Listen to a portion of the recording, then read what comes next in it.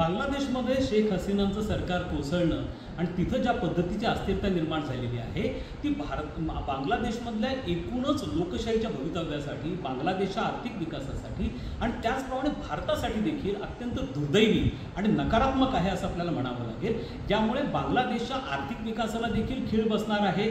बांगलादेशमध्ये पुन्हा एकदा जर खालिदा जिया यांचं शासन प्रस्थापित झालं तर भारतासाठी ते नकारात्मक असणार आहे, कारण गेली 15 वर्ष शेख हसीना पंतप्रधान असताना भारताचे बांगलादेशबरोबरचे संबंध हे अत्यंत स्थिर होते, प्रगतीपथावर होते, आर्थिक आणि व्यापारी संरक्षण क्षेत्रामध्ये संबंध देखील वृद्धिंगत झालेले होते।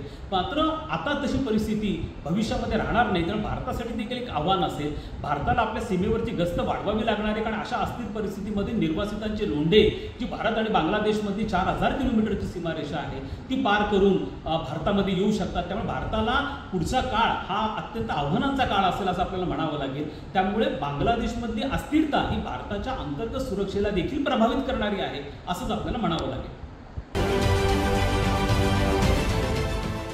देश विदेशातील प्रत्येक घडामोडींचे लाईव्ह अपडेट मिळवण्यासाठी आता साम टीव्हीच्या सर्व सोशल मीडिया प्लॅटफॉर्मला लाईक, फॉलो आणि सबस्क्राईब करा। तसंच सर्व नोटिफिकेशनसाठी बेल आयकॉन प्रेस करायला विसरू नका।